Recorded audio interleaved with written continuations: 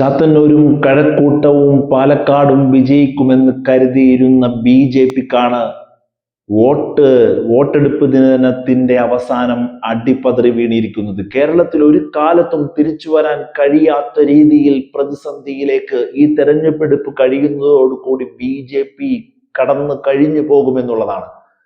Palakkad not വിവാദവുമായി ബന്ധപ്പെട്ട ഒരു അക്ഷരം ഉരിയാടാൻ പോലും കഴിയാതെ ശോഭാ സുരേന്ദ്രൻ എന്ന് പറയുന്ന നേതാവും അതിന് കൃത്യമായി പിന്തുണ പ്രഖ്യാപിച്ച് മുന്നോട്ട് വന്ന ഒരു നേതാവിന് പോലും അതിനൊരു പ്രതിരോധം തീർക്കാൻ കഴിഞ്ഞില്ല എന്നുള്ളതുമാണ്. പാലക്കാട് പിഷാരടിയും NMR റസാക്കും എന്നുള്ള രീതിയിലേക്ക് വോട്ടേഴ്സിന്റെ മനസ്സിൽ ഒരു തീപ്പൊരി ഇടാനാണ് ആ വിവാദത്തിന് കഴിഞ്ഞത് എന്നുള്ളതാണ്.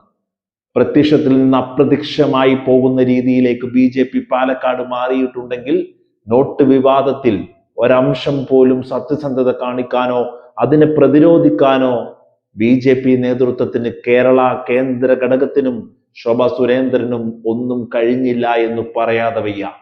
കഴക്കൂട്ടത്തും നേമത്തും വലിയ രീതിയിൽ വിജയമുണ്ടാക്കുമെന്ന് കടന്നു കഴിഞ്ഞു പോകുന്ന ഒരവസ്ഥയിലേക്ക് കൂടി BJP മാറ്റപ്പെടുന്നു എന്നുള്ളതാണ്.